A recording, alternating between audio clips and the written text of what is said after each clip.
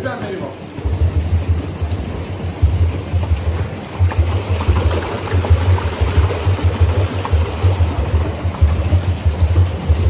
لنسش از آهکه؟ سنگای سفید از رسوب‌گذاری سنگ‌وارس‌ها وجود اومدن. اسمشون مرجان دریای خلیج‌فارس برای سنگ‌ها وجود داره. اونجا به اسم کریستال شناخته شده، اینجا اسم مرجان. هر سنگ‌ها را بر اثر رسوب‌گذاری یک گونه شد. سنگ‌های سیاهی هم می‌بینید یه زمانی سیراب بودن، یه رنگیه.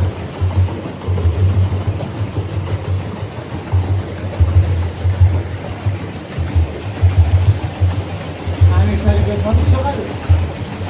14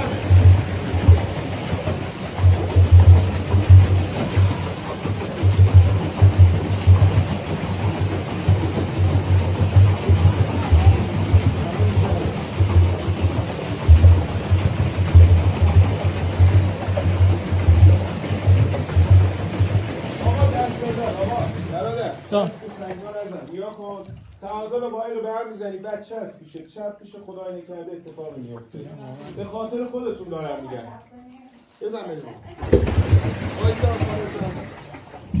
حالا بزن